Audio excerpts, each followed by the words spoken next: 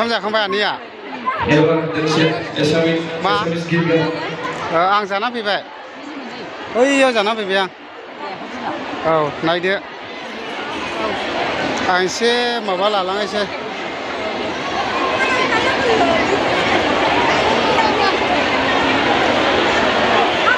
माने बहुत मानसि जाबाय आरो दायो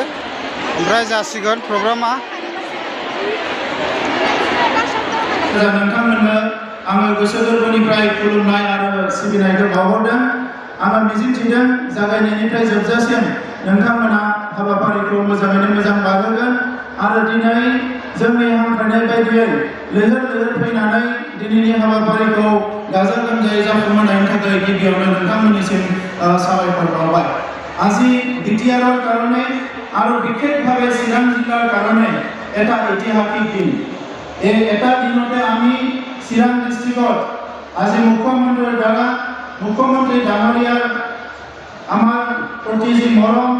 আমাৰ প্ৰতি যি তেখেতৰ যি এটা ডাঙৰ উপহাৰ এইটো আমি পাবলৈ সক্ষম হৈছোঁ চিৰাং ডিষ্ট্ৰিক্টত আমি ডিষ্ট্ৰিক্ট ষ্টেডিয়ামৰ আজি আধাৰশিলা স্থাপন কৰিলে আৰু ইতিমধ্যে কামো আৰম্ভ হ'ব আমাৰ আমঠেকা যোৱা আসাম মালাৰ আধাৰশিলা কমপ্লিট পিছতে মুখ্যমন্ত্ৰী ডাঙৰীয়াই কৰিব ইয়াৰ লগতে ইতিমধ্যে বাসুগাঁৱত যি আমাৰ ফ্লাইঅভাৰ ব্ৰিজ ৰেলৱেৰ ওপৰত এইটো অপেনিং কৰা হ'ল অলপ পিছত বিজলী কুকলমৰ এটা ব্ৰিজ নিৰ্মাণ কৰা হৈছে এইটো অপেনিং কৰা হ'ব আৰু চিৰাং ডিষ্ট্ৰিক্টত দুইটা ডাঙৰ ডাঙৰ জেজেম স্কিম অলপ পিছতে মুখ্যমন্ত্ৰী ডাঙৰীয়াই উদ্বোধন কৰিব আমি সকলোৱে জানো যে চিৰাং ডিষ্ট্ৰিক্টখন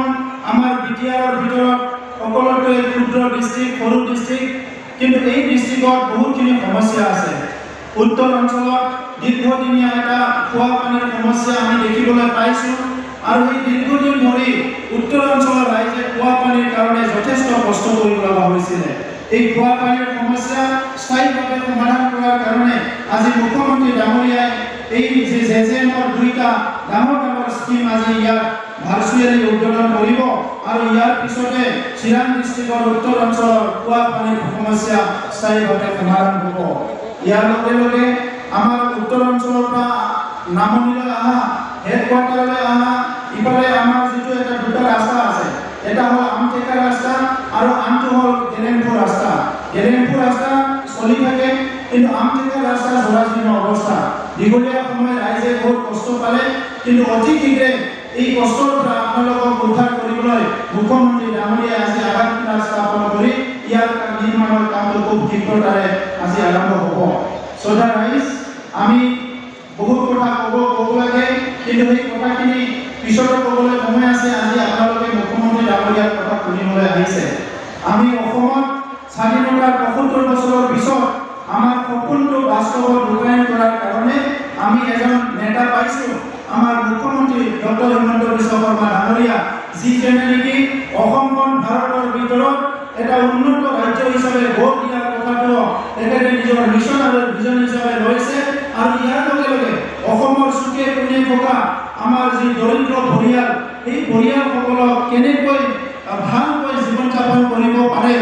আৰু অসমৰ সাধাৰণভাৱে অসমৰ জনসাধাৰণে যিটো ইজ অফ লিভিং আমি সাধাৰণভাৱে কেনেকৈ জীয়াই থাকিব পাৰোঁ ইয়াৰ কাৰণে সকলো দিশটো চাই পেলাই প্ৰত্যেকটো সমস্যাৰ সমাধানৰ পথ ওলাইছে